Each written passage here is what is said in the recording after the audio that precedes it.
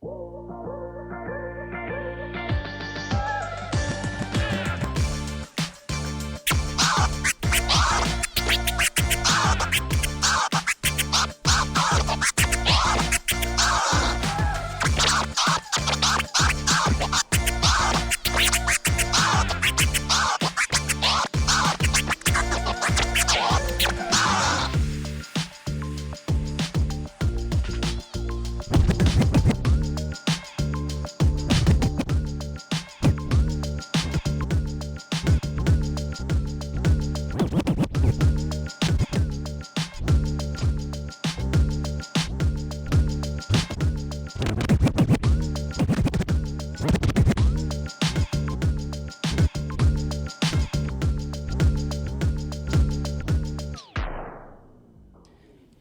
what up YouTube? My name's Mike. I go by DJAXCESS, and thank you all so much for 5,000 subscribers. I apologize for not having put out a video recently. My performance schedule has gone crazy ever since the pandemic regulations have been loosening. So content has kind of been pushed to the back seat, but I saw that I got 5,000 subscribers for you guys, so thank you so much. And I figured I had to put out a video. I had some time in between meetings, so here we are. We're talking about the Numark Scratch today, which is a mixer I picked up for kind of like a practice setup for when people come over. If they want to use turntables, I just wanted something that was inexpensive, but that like every DJ can get down to for like a scratch session or things like that. So it's sitting on right on top of my Range 72 here. You guys see with the wood panel. And I just wanted to talk about it today. I think it's a fantastic introductory battle mixer. So, you know, the only thing, and I'll get into this second, there's only one problem with it, but before I get to that, I do want to say that welcome back to the channel where I discuss DJ related topics, do tutorials, and perform routines. If you find the video helpful, please like and share the video.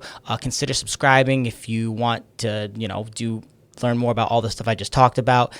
And if you have any questions or you know, want to see me review some other gear, just let me know in the comments down below. So there's a lot of great reviews around the Numark Scratch already since it's been out for a while. It's new for me. So what I just want to do, and I've been practicing with this thing for about a month and a half, 2 months now. And every time I found something cool or interesting about it that I didn't see in like another tutorial video or review video, I just wrote it down, and then I'm just going to share those with you right now. So just an easy video today, nothing too crazy. But the first thing, and why this mixer isn't perfect, 8 cue points on each side would have been awesome. I mean, Serato's got 8 cue points. I feel like this mixer should have had that. I would have paid another $100 to have that, and I guarantee it wouldn't have cost Numark that much to add them. But I get what they were trying to do with the price point. This thing's $500 as at the time of recording this video, which is awesome for introductory battle mixers.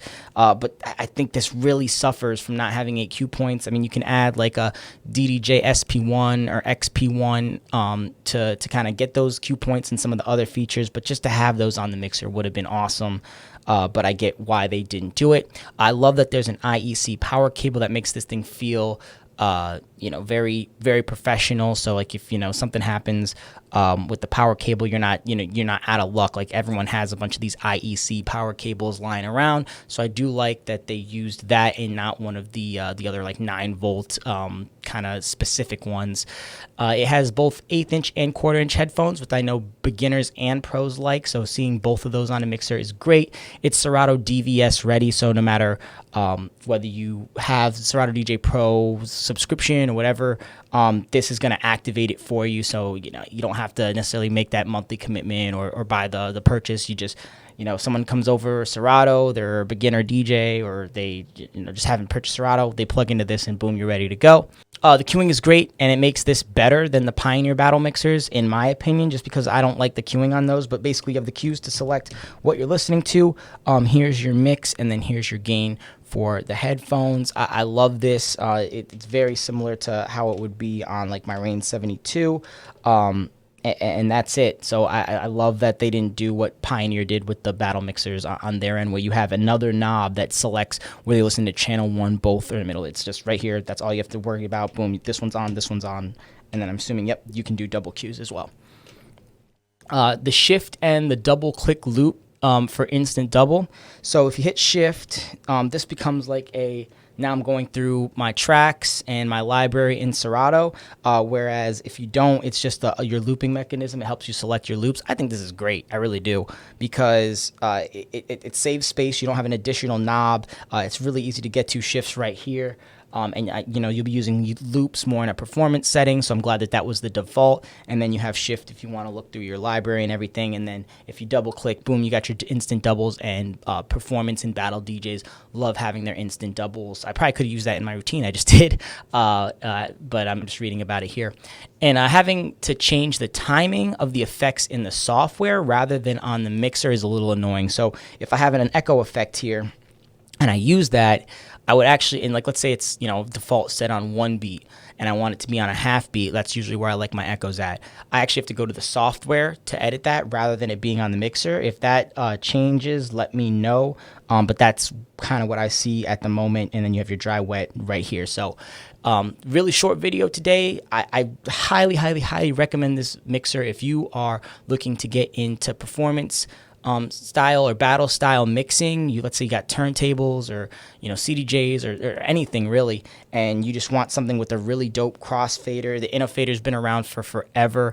For those of you who are like old heads, like Rain 57 feels just like that. Like, this is a really great introductory crossfader because you can't really adjust it too much. So but it's like the baseline. If you can scratch on this, you can scratch on anything. So if you figure out scratching on this and then you move to another mixer that has like a dial where you can adjust the tension or adjust the cut-in space, as if you learn on this mixer, you'll be able to play on anything. I think they have the settings locked in perfectly, so you don't have to do too much. And again, you'd have to spend, I think, $1,400 to get the Pioneer S7, which is probably the next notch up from this as far as like what's popular in battle mixing scenarios. So $500 versus $1,400.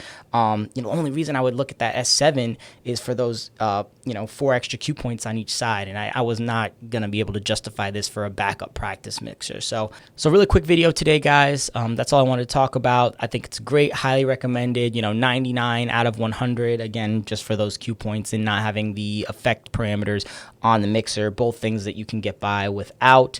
Even just hitting the shift button and doing a cue point would be kind of cool. But shift and the cue button is delete, so I get it.